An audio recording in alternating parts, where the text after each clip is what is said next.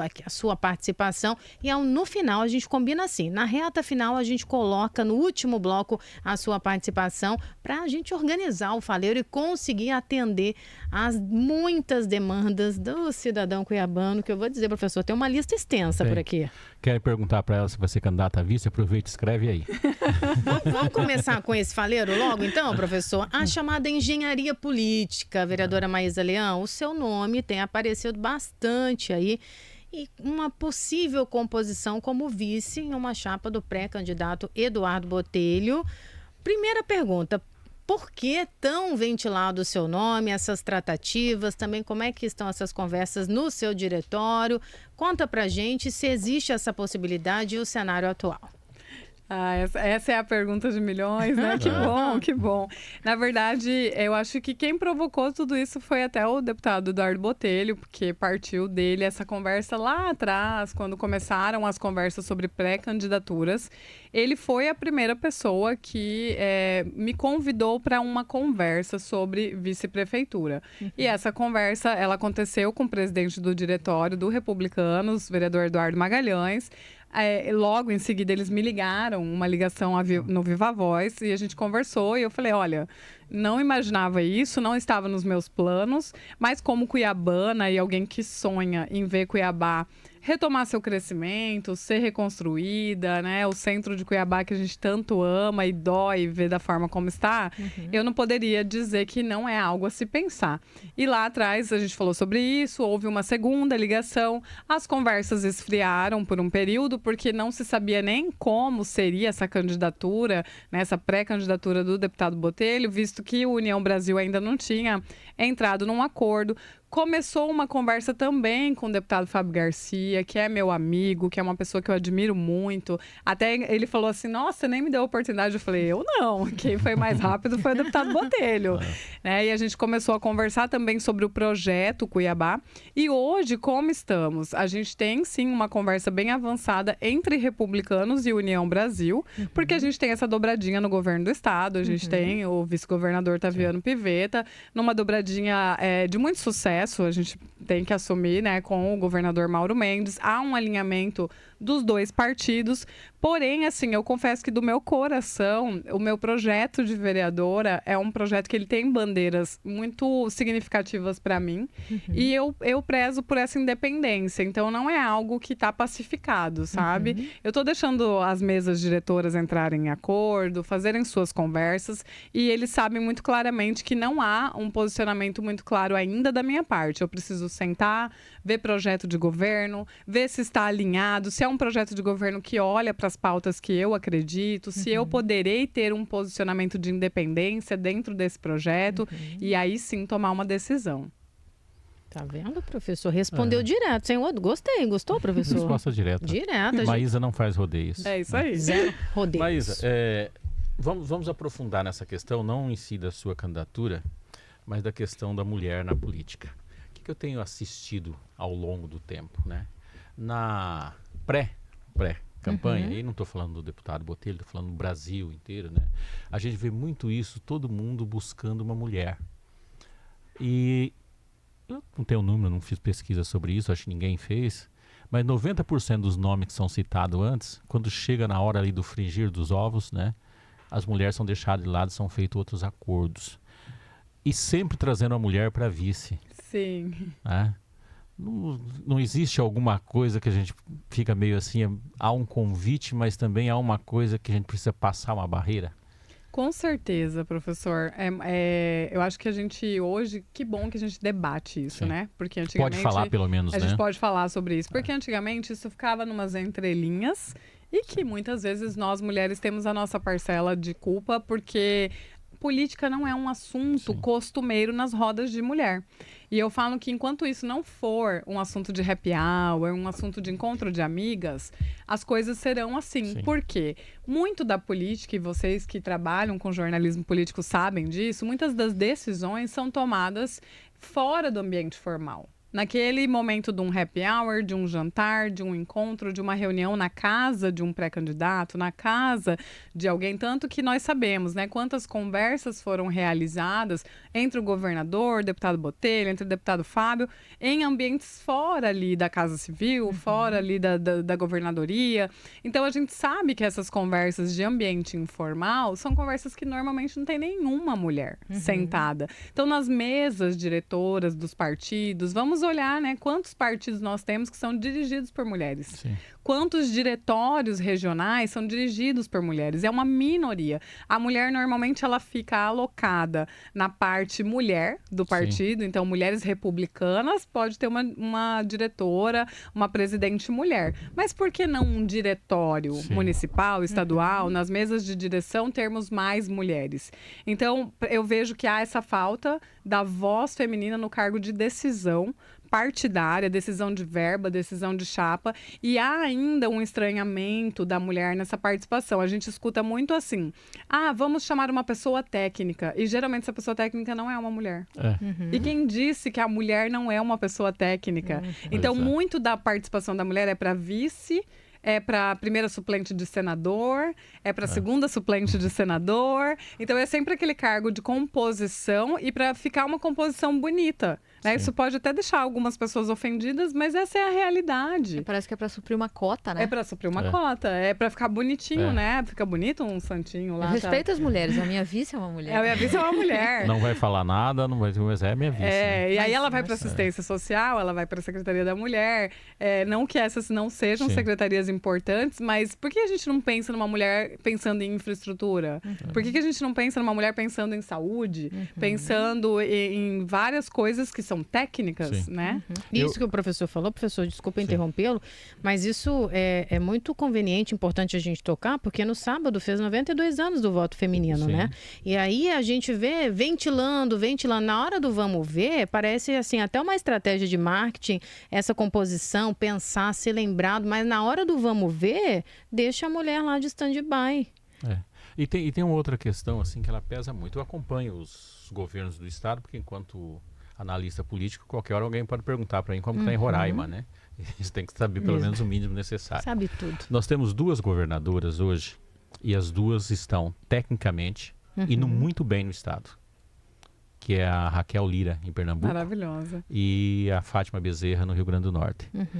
Aí tem uma coisa ali que é diferente, que é o seguinte: a oposição das governadoras são muito cruéis na palavra. Com certeza. Totalmente. Independente de ser bom ou ruim. A gente pode pegar o Brasil. A oposição da Dilma, e não estou discutindo o governo dela não, se era bom ou se era ruim. Eu falo respeito à pessoa física da Dilma, era um absurdo. Por ser mulher. Sabe? E é sempre na intelectualidade e na história, na biografia, né? Exato. É diferente, não é na gestão, é na biografia. Não era uma questão ali porque governava mal, tá? Eu acho legítimo e tem que ser discutida a gestão. Agora, em relação à pessoa, é um negócio terrível. E a gente olha outras gestões com deslizes igual ou superior, se for masculina não tem o mesmo. Não é nesse nível, né? Sim, nós tivemos um presidente, vou pegar aqui só recentemente, não é perseguição não, é que está mais recente a pessoa lembrar, né? Um presidente que viajou para a Itália e disse na torre de pizza. Falar a torre de pizza não está diferente de Sacavento. Está no mesmo padrão. Tá? Só que um foi assim, massacrado, tá? E o outro comer a pizza e disseram que o cara tá legal, tá bom, tá ótimo. Né? Esses dias o presidente Lula falou o quê? Ele foi falar um negócio, lá falou outro. Confundiu uva, né? Imagina se fosse uma mulher que fizesse isso. E a vereadora deve ter passado isso também, porque é influenciadora, blogueira e foi para a vida, né? A política também sofreu esse tipo de ataque ou não, Maísa? Com certeza. Eu acho que a principal coisa era o que ela vai fazer lá. Ela entende de batom, ela entende... E assim, você vê que a pessoa nem foi olhar meu currículo, né? Eu sou mestre em tecnologia da inteligência, design digital, sou formada em marketing, especialista, sou formada em moda, sou gestora, tenho empresa desde 2002, tem mais de 22 anos que eu tenho meu primeiro CNPJ, sempre fui uma geradora de empregos.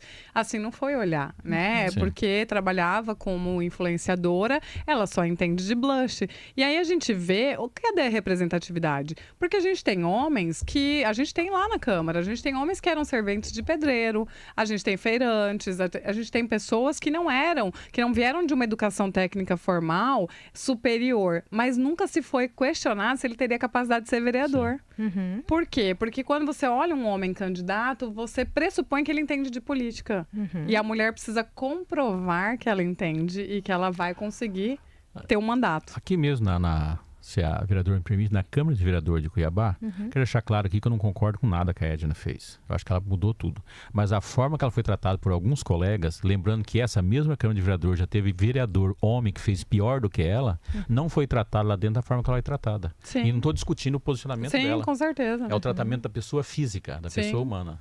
Né? A gente vê, por exemplo, tem pequenas coisas do regimento interno, né? Você não pode comentar uma tribuna livre, mas é muito comum que um vereador homem queira comentar a tribuna livre de outro vereador homem e a gente pode fazer estatística, a gente pode voltar lá nas sessões e ver quantas vezes as mulheres pedem a palavra e é respondido, não, o regimento não permite. E quando um homem pede a palavra, vereador, olha, não permite, mas o senhor tem 1 minuto.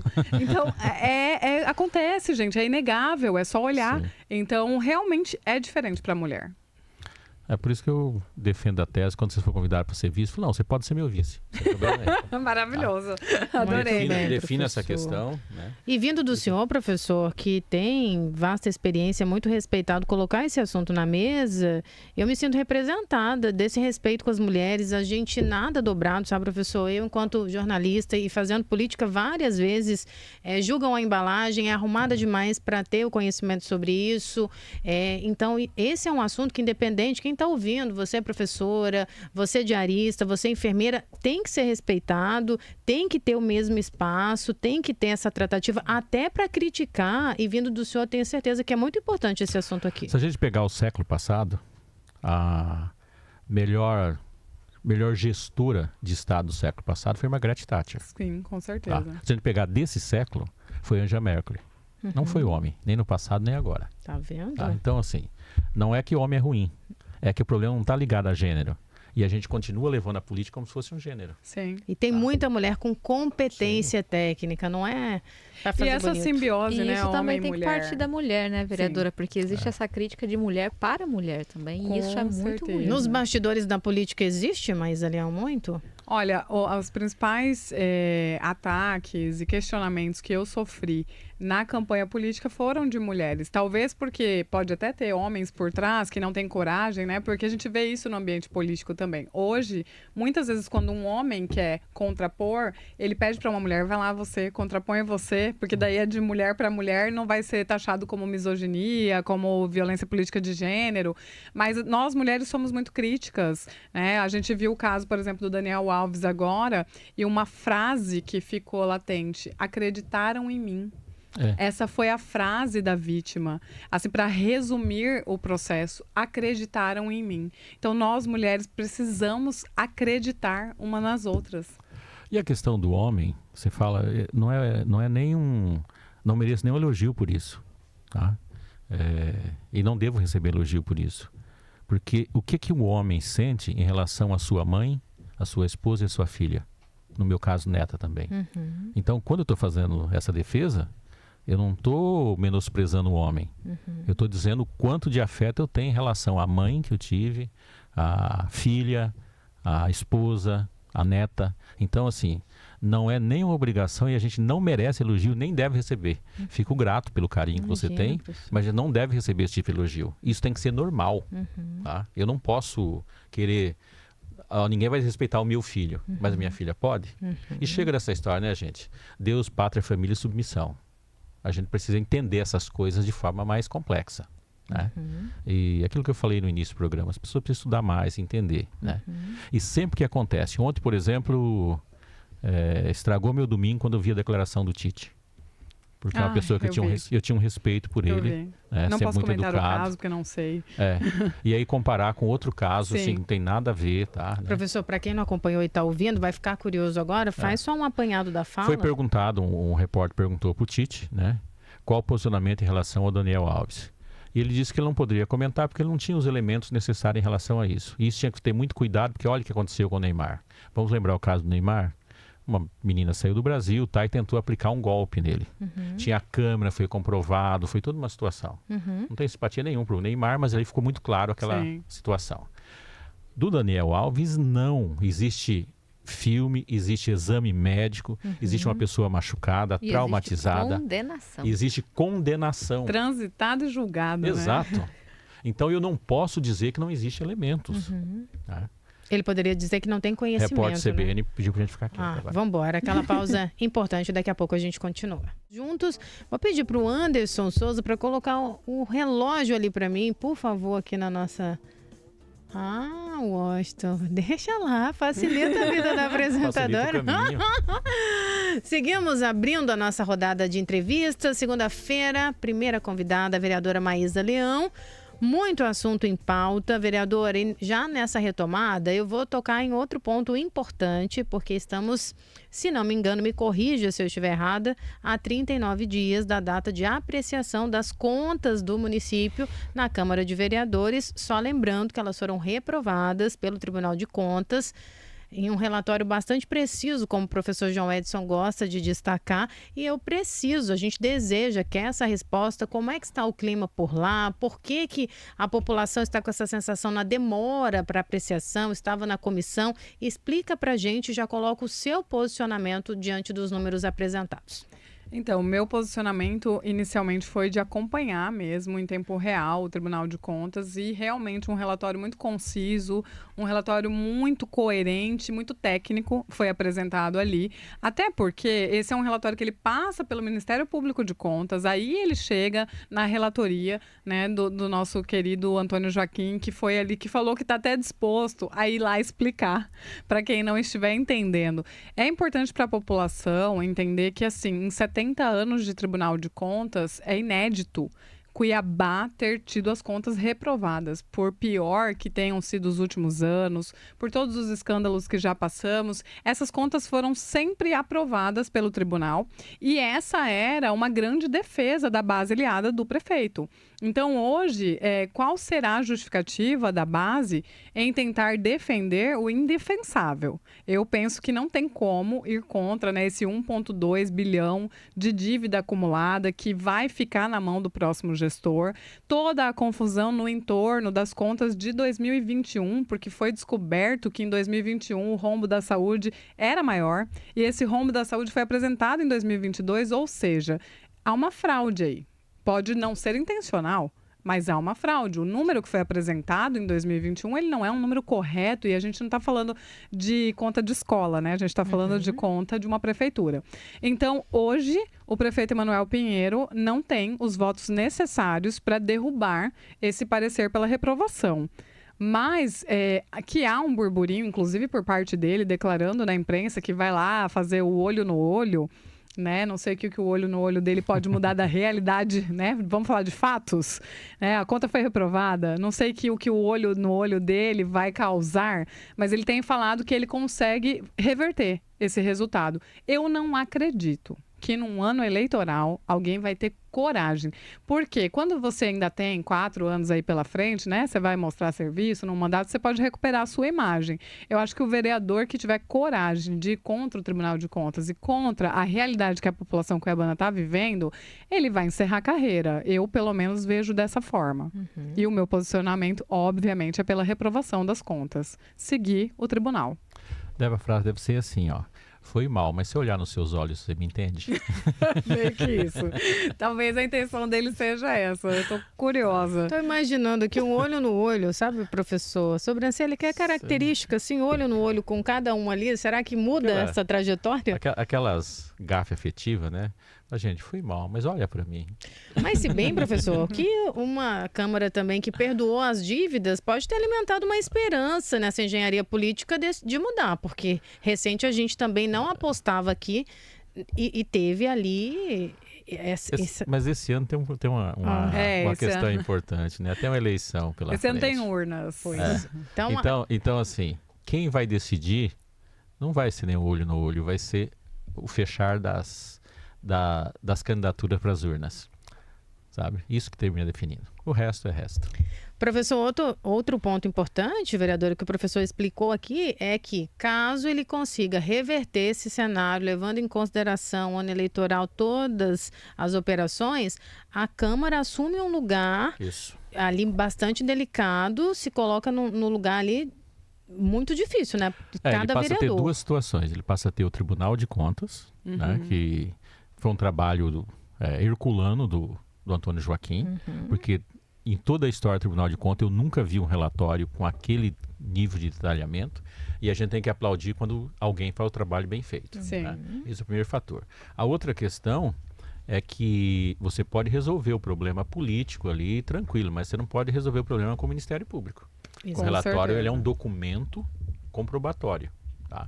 É um testemunho que ele pode caminhar para frente. Então, assim, e aí o seu voto pode ser questionado porque é um voto público.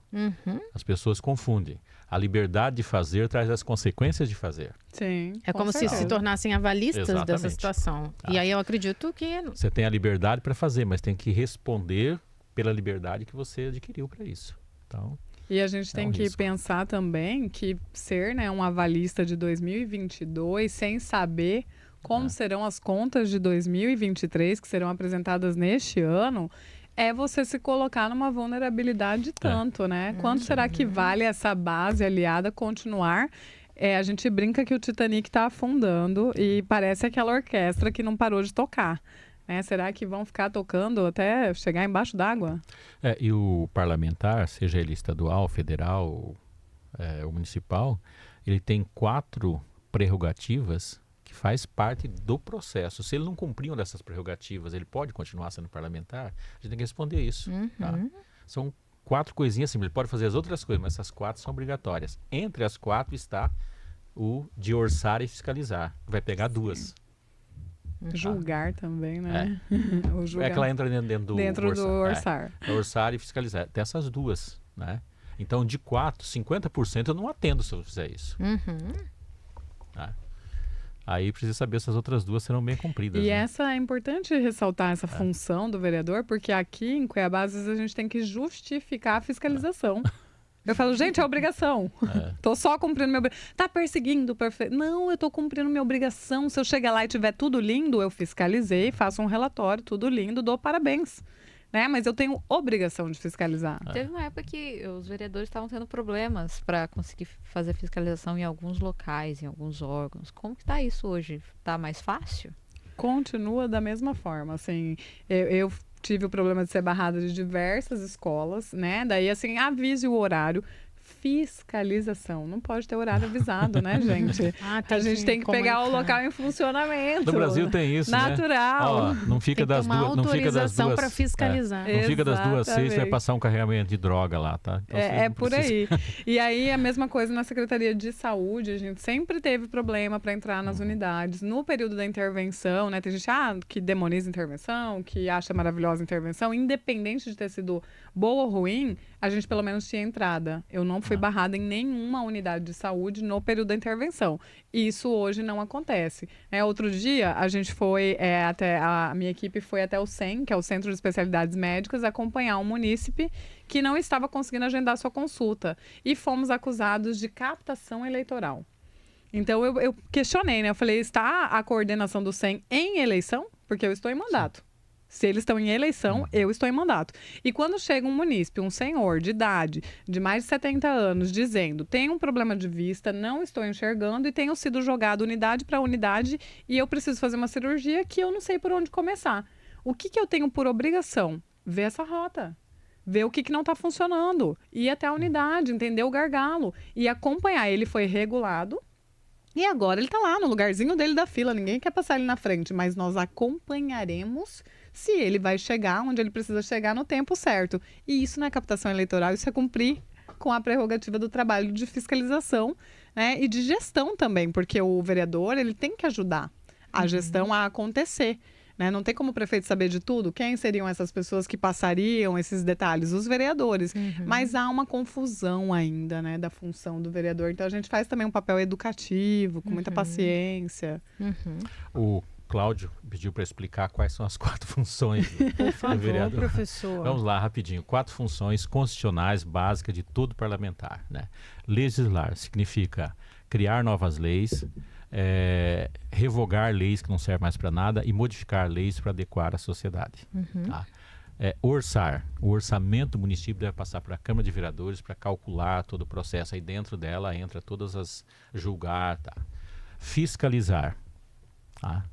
Agora, eu quero só fazer uma pontuação. Fiscalizar, para ser justo, em Cuiabá, não muito distante, teve fiscalização desrespeitosa. Sim, fiscalizar não é isso desrespeitar. não é fiscalizar. Tá? Então, isso não significa. Tem a forma de fazer. E a outra é organizar a sociedade. Significa o quê? Deu uma enchente, deu um problema, tem um buraco em algum local. Fazer esses apontamentos. Chama organização da sociedade. Então, são essas 4. Legislar, orçar, fiscalizar e organizar. Faltando 2 dessa ou uma dessa, não está cumprindo essa obrigação. Exatamente. Perfeito. 15 horas, 15 minutos. Ajuste o seu relógio, horário duplo para dar sorte. Eu preciso começar a colocar os nossos ouvintes e eu vou começar, professor, com o seu Renivaldo. Marcela, acompanhei o seu trabalho mais cedo no SBT e vi você mostrando ali as estações. Alencastro, Bispo, não funcionava nenhum ar-condicionado, situação desumana e um calor absurdo. Aproveito e registro aqui a minha pergunta, dando continuidade naquele faleiro, como você chama, para perguntar para a vereadora se ela não está fiscalizando. A gente tem mostrado também, e ele destacou aqui, professor, eu estive em todas, estive em Várzea Grande, em Cuiabá também, e a situação, professor, nenhuma televisão dessa, um monitor que deveria mostrar o horário do ônibus funciona, uma sujeira, ar-condicionado não funciona. E eles foram reformados recente, né? Ao menos umas 2. Recente. Então, eu repasso aqui, o seu Renivaldo pergunta, está a par dessa situação? Tem acompanhado, vereadora? Seu Renivaldo, tenho acompanhado. Inclusive, a gente fez um repasse assim, de irmos em cada um dos pontos de ônibus, não só falando das estações. A gente tem mais de 800 pontos de ônibus espalhados por Cuiabá. E se a gente for falar de acessibilidade, posso colocar aí 95% não tem acessibilidade. Se a gente for colocar limpeza e manutenção, 95% não tem limpeza e manutenção. E a gente pode até falar 100%. Eu estou falando 95%, a gente passando pano para um lugar meio sujo. Então, realmente, as televisões não funcionam. Os horários dos ônibus não funcionam. Eu penso que é o local onde a população mais sofre. Porque o que a gente tem? A gente tem um estrangulamento do trânsito no final da tarde, no começo da manhã. A gente tem uma realidade de pessoas que passam 3, 4 horas dentro de ônibus. É o caso das pessoas que trabalham em Cuiabá e moram em Várzea Grande e vice-versa. Então, o que a gente faz? A gente sempre faz a indicação. Então, nós revisamos todos os pontos de ônibus no ano passado. Fizemos as indicações pontuais de cada manutenção necessária em cada um dos pontos. E sempre nos é respondido, está sendo feito. Houve a reforma das estações principais, né? E a desculpa era, eles são assaltados, arrancam os fios. Então, eles continuam jogando isso para a segurança pública. Mas também fazer a segurança e manutenção dessas estações é responsabilidade da prefeitura, em contrapartida também responsabilidade do governo do estado, a parte de segurança pública, mas a segurança do local ali em si. Então, é insatisfatório e é algo assim frustrante, porque a gente faz a indicação, a gente cobra. Eu acredito que a população tem que continuar denunciando e a gente continuar fazendo essa provocação em plenário, porque infelizmente, quando a gente faz um vídeo ou quando a gente faz uma fala em plenário, situações como essas são resolvidas, né? Muitas vezes os secretários falam, vereadora, por que a senhora não falou comigo? Eu falei através de 15 indicações para esse mesmo local, mas aí só quando eu publiquei o buraco que o senhor tampou, só quando eu falei da estação fazendo um vídeo lá que o senhor arrumou o ar-condicionado. Então, o trabalho é esse. A gente está fazendo a fiscalização, mas realmente está caótico. E a Alencastro é ali. Ela foi reformada, foi entregue a reforma dela dia 14/7/23. Olha aí, ontem, gente. né? Você imagina a casa da gente, 6 meses depois sua casa está estragada? Não tá, né? E a Alencastro é ali no pé da No prefeitura, pé da prefeitura. professor. E o seu Renivaldo disse aqui, Marcela, só a catraca funciona, mas essa funciona, A professor. catraca não estraga. Aí tá muito errado, né, professor? Essa foi reformada em 2018. Então fica aí, seu Renivaldo, já mas repassamos a direto. catraca tem um supervisor para não deixar ela parar. O ar-condicionado não. Não, né? Exatamente. Prioridade, gente. Aquele teu aplicativo ainda funciona? Funciona. Ó, seu que tem mais Renivaldo, chegado lá? todos que estão escutando, a gente tem um aplicativo Gabinete 01, gratuito, na lojinha do celular, Apple Store, Google Play. E o que mais chega pra gente? Buraco. Infelizmente. Toda vez que eu Por que arrebento a será, roda, né, eu professor? lembro do teu aplicativo. Buraco. A gente recebe muita foto de buraco e é sempre assim: quebrei meu carro, é na porta da minha casa, teve um acidente de moto. A solicitação também, hoje, campeã, Águas Cuiabá.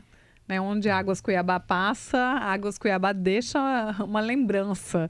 Então, eu diria que Buraco e Águas Cuiabá têm sido os campeões. E como que tá o andamento dessas reclamações que chegam? Porque eu imagino que o volume seja enorme. Se eu fosse te mandar, tirar um dia só para fazer isso. E como que tá o acompanhamento e resolução desses problemas? Você para apreciar tanta reclamação. O que a gente faz? O aplicativo, ele tem lá um solucionado, né? Então, essa demanda, ela só vai sumir do aplicativo quando ela tiver com o solucionado. Então, hoje a gente tem o vermelho a hora que você faz a reclamação, o amarelo é quando está em andamento e o verde é quando solucionou. Infelizmente, a gente tem bem menos verde do que amarelo. Mas o que eu digo para todos? Não desistam, porque antes um buraco que está sendo monitorado e há uma solicitação constante, porque a gente vai renovando a solicitação, do que um que está esquecido. Então, a gente tem, por exemplo, ali um caso clássico de um grande buraco que tem no Jardim Cuiabá, no entroncamento da Margaridas com a Crisântemos. Aquilo lá é uma dor, é um absurdo. Ele foi arrumado ano passado. Mas o próprio secretário de obras falou para mim, ele falou assim, isso aqui precisa de uma obra de subterrâneo que ia ter que quebrar tudo, mudar toda a tubulação. Ele fez um paliativo e ficou 6 meses arrumado, já estourou de novo. O que eu vou fazer novamente? Vou continuar perturbando ele para arrumar de novo. Né? E a gente tem que entender que o próximo gestor vai ter que fazer. E aquele buraco, eu sei que você mora ali na região, perto da Praça Popular, que inclusive morreu um motorista de aplicativo. Na porta de uma casa que a gente tem. Eu passo ali todos os dias para levar os meus filhos para a escola, corto por ali, ele já está gigante novamente. Sim. Uma pessoa morreu ali por conta desse... Vinha um carro sentido contrário, então é uma demanda que é constante aqui. A terra é fértil, o buraco... Desenvolve rápido. Ele desenvolve. Então, na sexta-feira de carnaval, eu mandei a foto. E aí, com todo respeito aos familiares, a gente falou, o buraco do senhor Orlando, a gente fala assim, infelizmente, para que ele não seja esquecido, porque ele era uma pessoa que tinha filhos, que tinha uma vida. Né? Ele não é apenas um motorista, um número, uma morte, né? Uma estatística. Trabalhador. Né? E eu falei isso pro secretário. Falei, secretário, o senhor me perdoe. Sexta-feira de carnaval, 19 horas, eu tô te mandando a foto do buraco do senhor Orlando.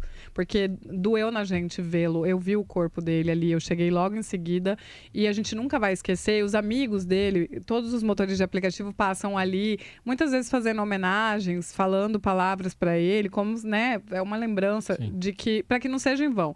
Foi tampado essa semana, mas a gente sabe que vai abrir. Porque foi tampado mal e porcamente. E aí o que acontece? Tamparam 4 buracos da rua. E agora no final, que ali é 8 de abril, no entroncamento com a Brigadeiro Eduardo Gomes, tem um enorme. Que também os carros não conseguem. Ali é uma mão dupla. Então, assim, as pessoas estão correndo risco de perderem suas vidas em buracos. Como que a gente explica isso, né? Todo o tempo todo. Seguindo aqui, professor, se me permite, nas demandas, muita gente do WhatsApp, eu tenho 3 vezes essa pergunta. O Francisco mandou, a Ana Rosa também e o Micael aqui. Marcela, conversa aí com a vereadora sobre o estacionamento rotativo. Porque vocês estão falando de buraco e tem a cobrança e tem gente aqui dizendo que sente que não seria o momento, que não tem segurança, que não tem uma infraestrutura e está sendo cobrado. Se vocês se posicionaram, se estão acompanhando, você pode responder à nossa audiência. Primeiro, o seu posicionamento e também, é claro, se a casa, de modo geral, acompanhou a situação do estacionamento rotativo. É importante ressaltar que quando foi aprovada essa lei do estacionamento rotativo, eu não estava na casa. Então, eu nem posso dizer que não foi debatido. Mas o que eu recebi? Eu recebi um aviso de que isso ia começar a ser cobrado. A gente viu a cidade ser toda pintada e, de repente, a cobrança estava ali instalada. As pessoas não sabem usar o aplicativo. A gente não viu melhorias na cidade que justificassem já o começo da cobrança. Não teve uma campanha de educação para explicar explicar como seria, como funciona. A gente não tem clareza do que esses recursos serão aplicados. A única clareza que se tem é que a empresa tem que construir o mercado Miguel Sutil, que ela foi lá, fechou bonitinho e não fez mais nada. Então a gente tem a Praça Rachid Jaldi fechada, o Centro Histórico abandonado, um mercado que é uma promessa que nada está acontecendo e uma cobrança que efetivamente já começou a acontecer. A sensação que a população tem é de ser enganada, é de ser passada para trás, é de ter mais uma taxa. Eu faço parte da Comissão de Indústria e Comércio. O que eu fiz dentro da comissão? Eu pedi ao vereador, que é o presidente, falei, vamos convocar os sindicatos, FEComércio, CDL, porque atribui-se a eles o pedido de que fosse feita essa cobrança de estacionamento, principalmente na frente do comércio, ali do centro da cidade. Convidamos todos eles foram lá, foram categóricos de que eles são a favor, que representavam 10 mil empregos, que precisam disso, e a gente compreendeu o lado deles. Mas o que a gente viu desse estacionamento? A gente tem residências que foram demarcadas, então a gente tem porta de prédios residenciais, porta de casas. A gente tem rua que não tem comércio, demarcada. Então, uma coisa é você demarcar a área de comércio, onde foi solicitado. Outra coisa é você demarcar a cidade inteira, começar a multar todo mundo e cobrar por algo que não tem segurança. A empresa já declarou que ela não é responsável, embora nós fizemos uma consulta ao Procon, ela é corresponsável, sim. A partir do momento que você cobra um serviço, você está prestando um serviço. Então, só que aí fica complicado para o cidadão. Então, o que nós, enquanto Câmara, estamos fazendo? Unimos a Comissão de Direito do Consumidor com a Comissão de Indústria e Comércio, convocamos a vinda de um representante da empresa, das secretarias vigentes, a CEMOB, da Secretaria de Indústria e Comércio, do Volo, para conversar conosco sobre contrapartidas e vamos falar sobre a demarcação. A gente quer que seja retirado todas as demarcações em frente de residências, em frente de prédios, hospitais, de prédios que precisam de pessoas que moram no entorno. Ali a gente tem o caso da Câmara, ali atrás, Museu da Caixa d'Água, ali não tem nenhuma comércio. Por que está demarcado? Então, tirar todas as demarcações e a gente quer ver a contrapartida da empresa. A gente quer ver segurança, a gente quer ver incremento e educação da população. Também aumentar o tempo de espera, né, entre a primeira cobrança. Hoje é de 10 minutos, a gente quer que passe para 20. Por quê? Isso é bom até para o comércio. Às vezes você comprou uma roupa pela internet, só vai passar lá para buscar. Em 10 minutos, você não desce, faz o pagamento e volta para o seu carro. Então, para que a gente tenha 20 minutos de tolerância, para que as pessoas que vão fazer pequenas compras sejam contempladas. Então, tá errado no formato que tá e a gente vai trabalhar para que não fique assim. E me parece que também ele foi mais alargado do que no projeto original, Totalmente. Né, vereadora? Tá lá no Chopão, por exemplo. Totalmente. Aquela área não entrava, ela tá toda dentro, a Lava Pés inteira, ali a área da Praça Popular inteira. Aí a gente fala, na Praça Popular tem comércio, mas a Praça Popular é totalmente residencial. Ali, aquelas ruas, tem muitos idosos que moram ali, que recebe fisioterapeuta, que recebe cuidador, que recebe familiar. O familiar não tem onde estacionar. Então, a gente vai olhar esses detalhes. E já está marcado, né? Agora vai ter um retrabalho. Quem vai pagar essa conta? Pois é. Alargou por quê? Responsabilidade de quem? A gente tem esse negócio, né? Eu tenho falado aqui muito da questão do crime, né? Primeiro quero inventar a pena de morte para depois evitar que o cara cometa o crime, né? E não é mais fácil evitar que o cara comete o crime para depois ficar lá na frente? Essa ausência de planejamento. Uma coisa é fato, a cidade tinha que organizar. Realmente a coisa estava solta ali, bagunçada, né? Tinha gente que deixava o carro o dia inteiro ali. Na porta de comércio. Não pode ser desse formato, né? Agora, veja bem, a gente tem que corrigir, não pode piorar. Sim, por favor, saber, né? A vida do cuiabano já está complicada, agora mais um pouco. A gente conserta, não estraga mais ainda, né? E vai ser até bom o período eleitoral, porque tinha gente que fazia sacanagem, colocava o carro ali com adesivo, né? E deixava ali fazendo publicidade. Agora vai ganhar desse, professor? Vai ganhar a força do ódio. Existiu esse tipo de gente, professor? Você passava, via o mesmo carro todo dia, o cara chegava às 4 da manhã, estacionava, ia pro barzinho beber e tava ali fazendo propaganda, almoçava, nas esquinas. Pastelzinho bom ali, né? Uma água de coco, de laranja. Professor, o Rodrigo está perguntando aqui, a vereadora citou aí, essas benfeitorias, porque o cidadão já está pagando. Se também o formato transparente, como é que o cidadão pode acompanhar que está pagando essa devolução, entre aspas. Se não me engano, vereador, acho que é 100 milhões, né, que eles ficaram de investir. Sim, eles têm que fazer um investimento de 100 milhões, mas não é muito claro. Qual que é o tempo? A única contrapartida clara é a construção do mercado, que tinha uma promessa de 1 ano e meio, que sabemos que não será cumprida, né? Se a gente demorou ali no mercado do Porto 6 anos e não entregou inteiro como deveria entregar, por mais que eles falam assim, não, mas agora é uma iniciativa privada que vai estar construindo, mas fechou. E até hoje não fez nada. Então, a gente veria um mercado Miguel Sutil, que é aquele do centro da Isaac Povas, pronto, maravilhoso, um negócio assim de primeiro mundo, pronto em 1 ano e meio. Já tem meio ano que está fechado e nada começou. VLT é assim. Eu achei aqui são 130 milhões e o projeto engloba o sistema de estacionamento, a construção e operação do novo mercado Miguel Sutil, a requalificação das vias locais com a criação de espaços humanizados e adequados aos pedestres e a modernização do mobiliário urbano com bancos públicos, pontos de ônibus, suportes para bicicletas e relógios com conectividade. Ou seja, a cidade que eu sonho morar, né? Isso está no release da Prefeitura de Cuiabá. Mas a gente não viu até agora nem os bancos das praças, que dirá a humanização os e a buracos que a gente acabou de falar. Exatamente. Aqui, né? Se já tivesse sem buraco, eu acho que as pessoas iam estar um pouquinho mais otimistas, né? Mas a gente só está vendo o dinheiro sair e a gente não está vendo a contrapartida chegar. Vereadora, vamos fazer aquela tradicional pausa para o repórter CBN. Depois tem a nossa reta final da conversa com a vereadora Maísa Leão. Ainda dá tempo de você participar. Não mandou ainda sua pergunta? Está estacionando? Manda para cá, 99803-5580. Aqui é o Faleiro, o oficial, o real e o seu questionamento, que eu sei que você gosta de colocar aí. A gente conversa por WhatsApp, roda de amigos, mas coloca a sua pergunta, o seu questionamento, a sua contrariedade, preocupação aqui, para que ele faça parte das nossas conversas. Vem aí o repórter CBN, você acompanha as principais notícias do país a cada meia hora e na volta tem muita informação local aqui na nossa CBN Cuiabá. O nome, porque ele foi de uma precisão, vereadora, olha só. Não são 800 pontos de ônibus, são 2.280 paradas de ônibus. Não são 800 pontos de ônibus, são 2.280 paradas de ônibus e 1.280 pontos de ônibus instalados. Preciso. Que isso? É verdade, as paradas realmente são 2.280, mas a gente tem muita parada que ela é uma calçada, né? Então, eu vou pedir para a equipe reolhar quando nós fizemos todas as indicações, porque imagina você fazer uma varredura em todos. Você, naquela época, tinha 800, então obrigada, Nicolas. É Nicolas? Acho que é Nicolas. A gente vai conhecer agora os próximos 400 que foram instalados e a gente deseja um dia que sejam 2.000 instalados, né? Que a gente não considere como parada de ônibus uma calçada, porque Cuiabá... A gente tem um solzinho bravo, né, que leva o nosso apelido de Cuiabrasa.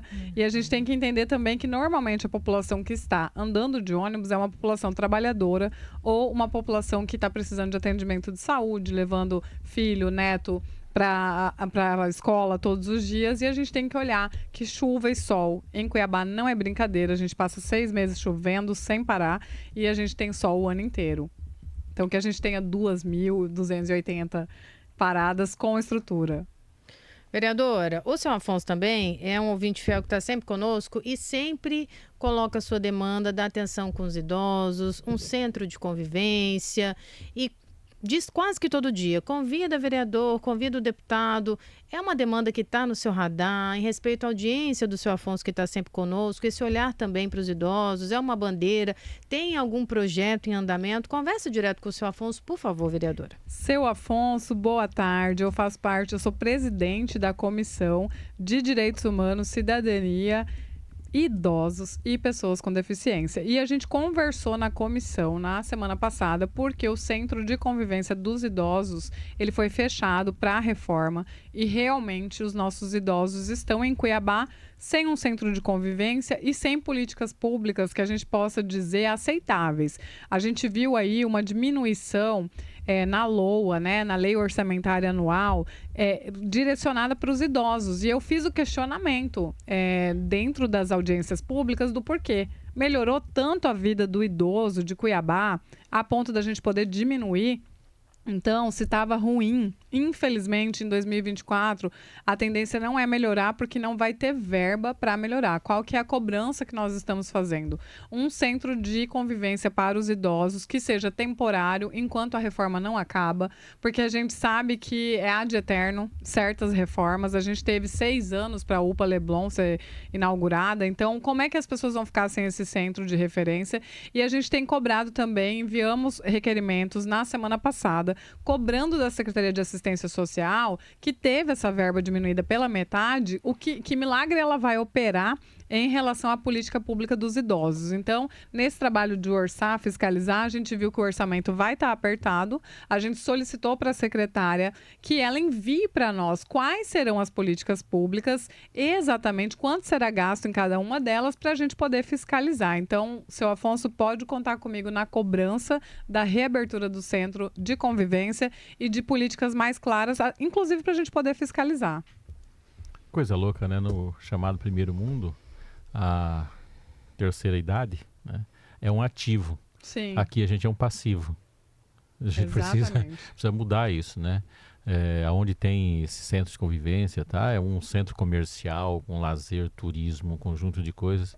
Aqui não, parece que é um peso, a gente não quer fazer isso. Uhum. Eu me recordo até, acho que foi 2012, 2014 que eu fiz minha última campanha eleitoral, trabalhando aqui em Cuiabá, e a gente tinha o Centro de Convivência de Idosos para fazer cobertura, sabe? Para fazer o levantamento das ações que estavam sendo feitas, o que era para melhorar, o que eles gostavam, enfim.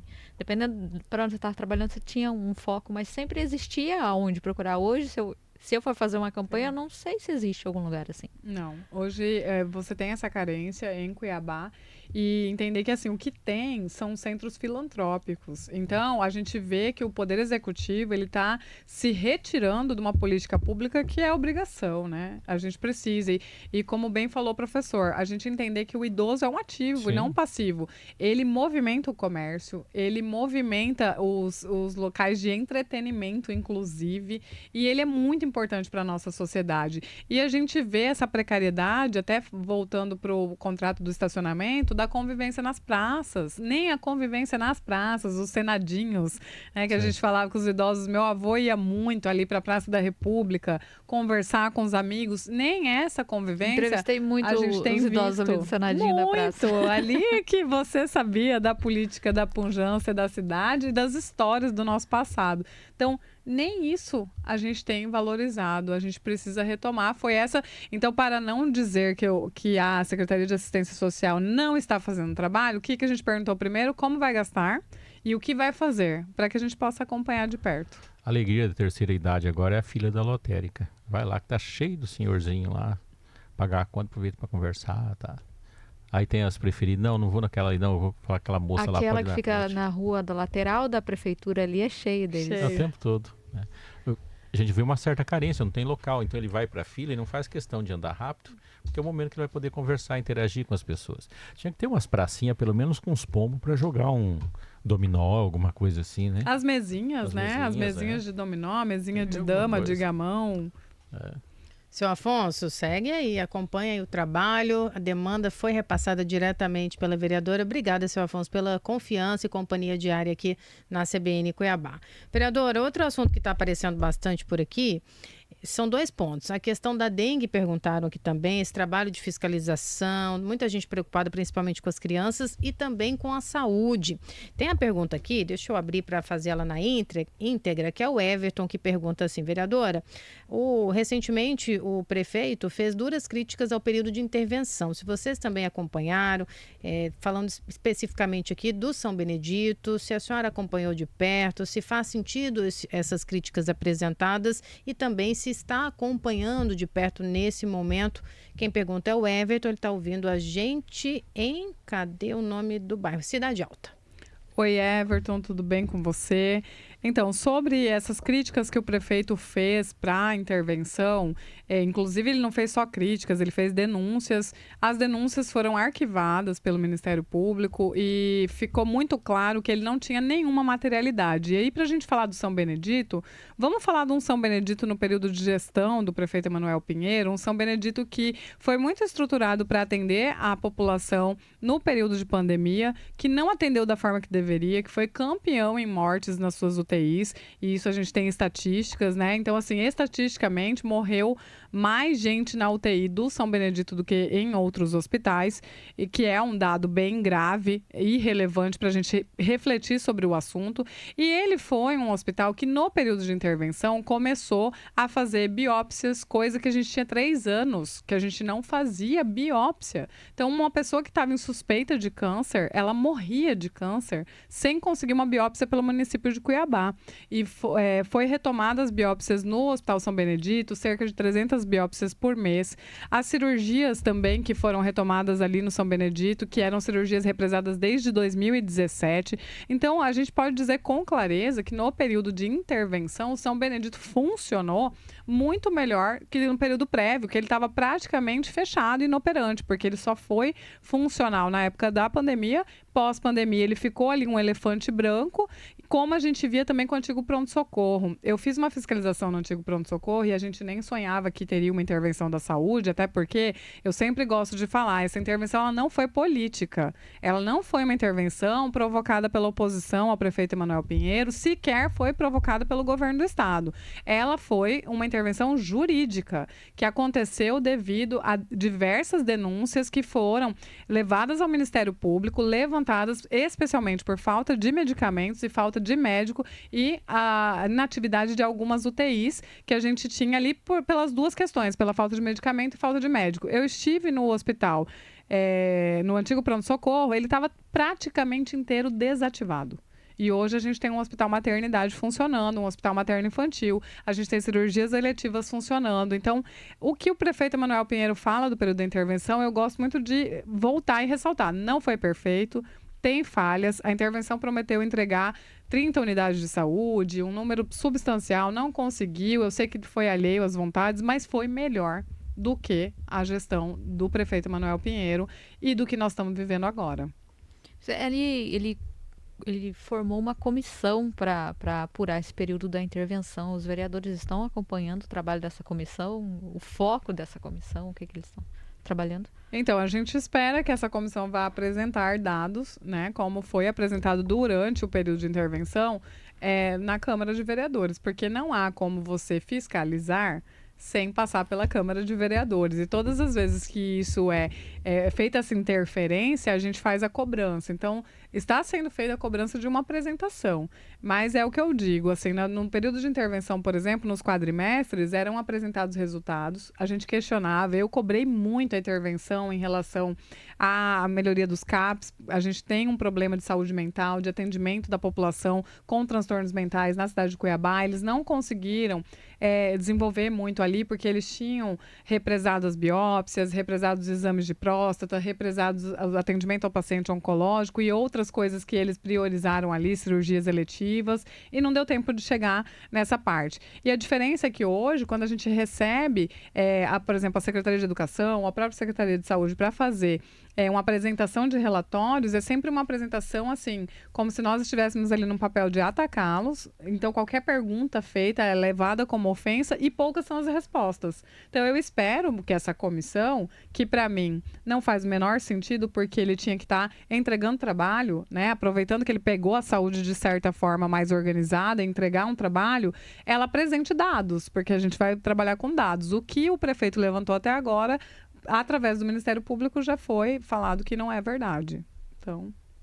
Respondido, Everton. Vamos falar de dengue também, professor? Muita gente aqui perguntando, vereadora, e esse trabalho de fiscalização, os números estão aumentando, as crianças...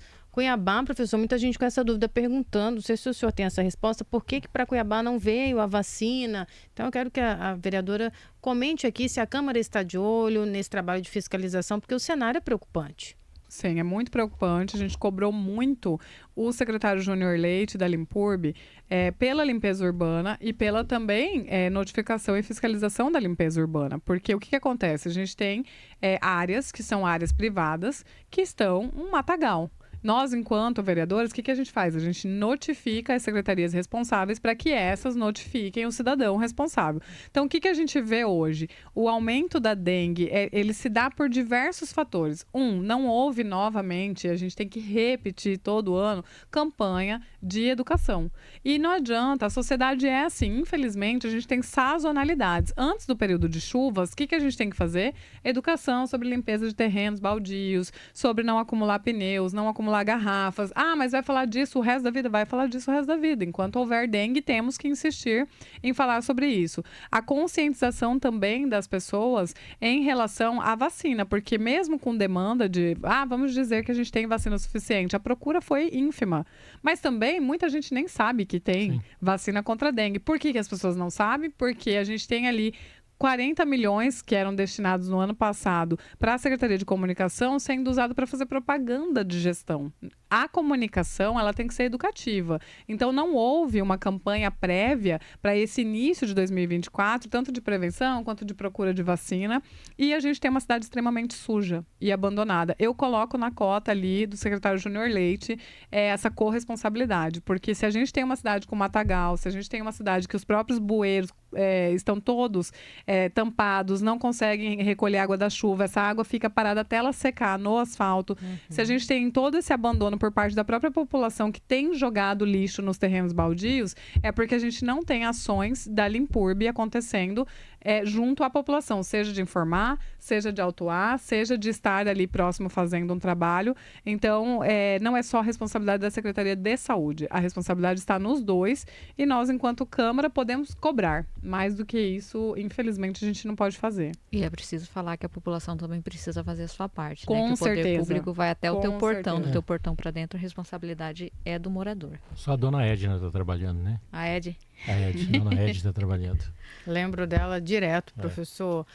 Reta final desse nosso faleiro. Deixa eu agradecer e muito aqui a você que mandou sua mensagem. E quanto à vacina, ela foi distribuída para os locais onde tem uma incidência maior pelo número de população. E Mato Grosso não se enquadra nisso. Por isso que Mato Grosso não recebeu vacina.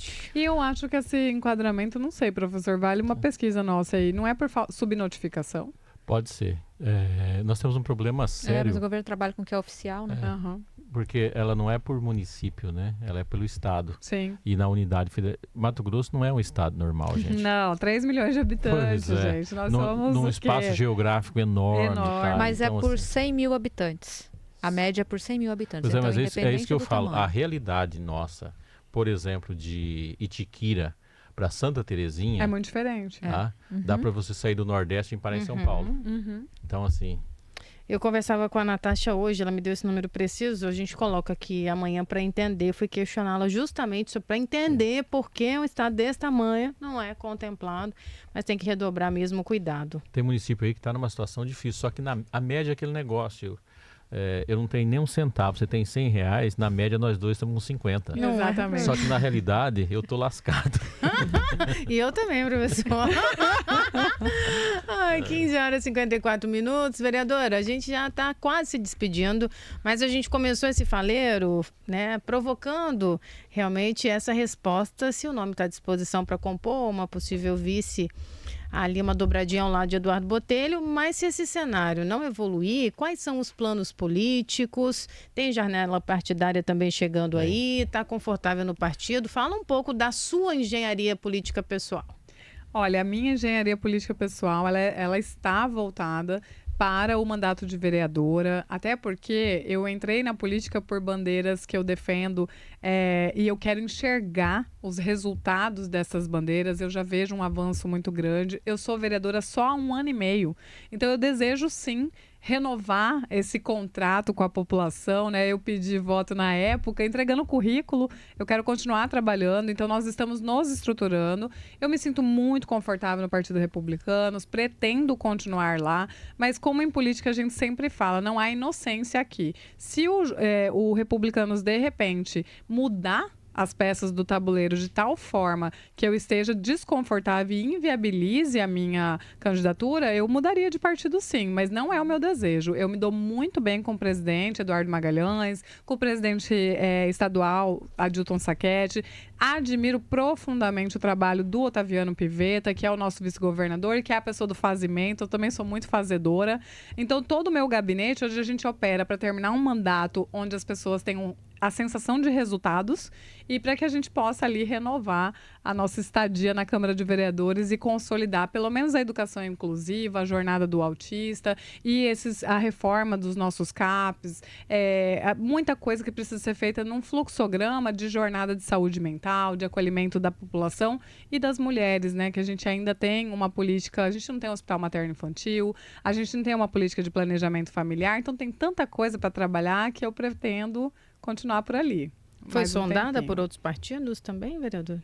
Não fui sondada por outros partidos, aí a polêmica. A gente sempre termina uma frase, o jornalista ia me dar 10, mas é porque os partidos não gostam de mulheres, mas não tão fortes.